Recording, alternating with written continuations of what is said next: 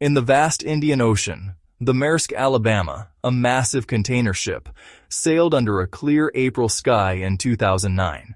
The crew enjoyed the calm, unaware of the danger approaching. On the horizon, a small skiff sped toward them.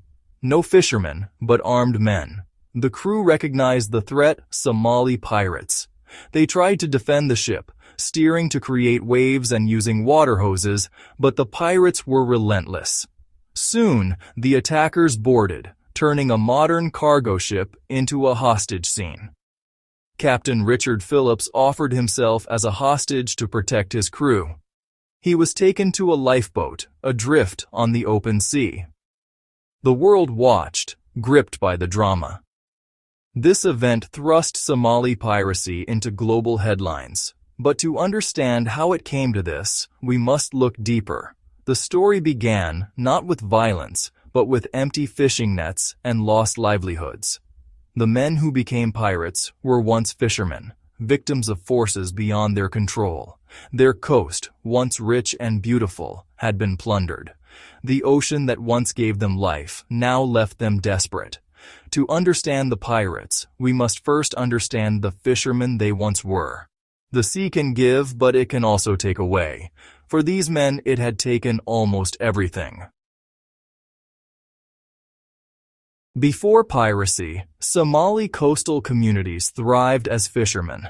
The sea provided food and purpose for generations. But in 1991, Somalia's government collapsed, leaving its waters unprotected. Foreign trawlers arrived, stripping the ocean of fish and destroying coral reefs. The fishermen watched helplessly as their livelihoods vanished. Some ships dumped toxic waste, poisoning the water and the remaining fish. Nets came up empty, or filled with sick, unsellable catch. Families went hungry. The world ignored their pleas. With no government to help, desperation grew. Injustice festered as outsiders stole their future. The fishermen's way of life was disappearing.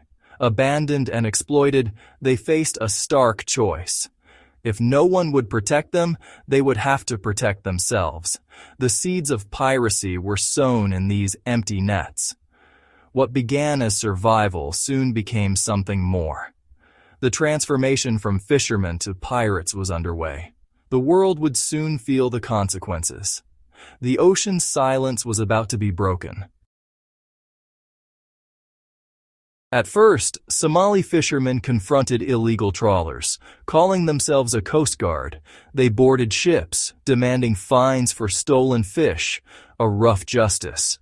But these encounters revealed how vulnerable passing ships were. The first ransom for a commercial vessel changed everything. Word spread, hijacking ships brought more money than fishing ever could. Piracy evolved from self-defense to organized crime. Pirates bought faster boats, better weapons, and built networks of informants. Roles emerged: foot soldiers, negotiators, financiers. Piracy became a business, not just a protest. The lure of wealth transformed coastal communities. What began as resistance became a sophisticated criminal enterprise. The line between justice and greed faded away. Piracy became the main industry in many Somali towns. Pirate groups sought investors, shopkeepers, ex-fishermen, even relatives abroad. Ransoms brought millions, transforming quiet villages into boom towns. New houses, luxury goods, and expensive cars appeared overnight. Piracy created jobs: cooks, mechanics, accountants, guards. The whole community became part of the enterprise. For many young men, piracy was the only path to prosperity. But the wealth was uneven, fueling corruption and rivalries. Prices soared, and those outside piracy struggled. Pirate leaders and financiers ruled, while others were left behind. The economy thrived on crime and violence. The bubble was fragile, dependent on continued hijackings. The cost, moral and human, grew impossible to ignore.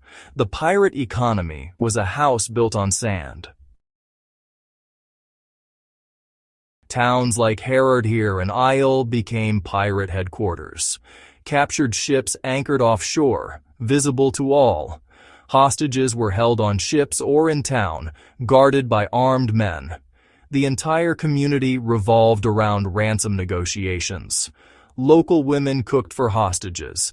Shopkeepers extended credit to pirates. Negotiations dragged on for weeks or months. Ransom drops, cash delivered by air, became dramatic events. Once paid, hostages were released, and the town celebrated.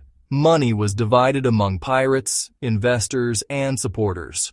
Brief prosperity followed, until the cycle began again. The town's fortunes rose and fell with each hijacking. The pirate boom brought suffering for all involved. Hostages endured months of fear, poor conditions, and trauma. Many pirates were teenagers, lured by promises of wealth. Piracy was dangerous. Storms, violence, and naval crackdowns claimed many lives. The first pirates saw themselves as defenders, but greed soon took over. Communities fractured as rival gangs fought for control. Traditional elders lost power to ruthless pirate leaders. Violence and corruption replaced old social structures. The dream of a better life became a nightmare for many. The cost was paid in broken families and lost futures. Piracy's legacy was one of pain, not prosperity. The human toll could not be ignored. The Maersk, Alabama attack forced the world to act. Global trade was threatened, insurance costs soared. An international naval coalition formed, patrolling Somali waters. Warships from many nations deterred pirate attacks. Shipping companies hired armed guards and hardened their vessels. Barbed wire, water cannons, and safe rooms became standard. Crews trained for anti-piracy emergencies. These measures made hijackings far riskier for pirates. Successful attacks plummeted by 2013. The international response broke the pirates' business model. On the surface, the crisis was solved, but the deeper issues remained. Somali piracy faded as quickly as it rose. Naval patrols and security made attacks unprofitable. Pirate boomtowns collapsed, the money vanished. But the root causes, poverty, lawlessness, illegal fishing, remained. Somalia still lacked a strong government. Foreign trawlers continued to exploit the coast. Young men faced the same lack of opportunity. The world treated the symptoms, not the disease. Piracy's legacy inspired copycats elsewhere. The story is a warning. Local grievances can spark global crises. True security requires justice and opportunity for all. The sea's silence is fragile, not final. Today, the Somali coast is quieter, but the story isn't over. The world's ships pass safely, but the memory of piracy lingers. The crisis began with poverty and injustice, not evil. The pirates were both villains and victims of a broken system. Their journey from fishermen to criminals is a lesson in lost potential. The world only acted when its own interests were threatened. True wisdom means understanding the full story. The Somali pirate's tale is a mirror for our world, showing our connections and responsibilities. Real peace comes not from warships, but from justice and dignity. The ocean's calm is a fragile peace. The real solution lies in restoring hope to forgotten shores. Before you go, if you enjoyed uncovering the hidden stories of the Somali coast, set sail with us for more untold histories and captivating journeys. Hit that subscribe button and ring the bell so you never miss an adventure. Your support helps us bring more powerful stories to life. Join our crew. Subscribe now. Visuals. Dynamic subscribe animation template. Animated bell icon rings. Subtle waves ripple across the screen, echoing the episode's theme. Text appears. Subscribe for more untold stories.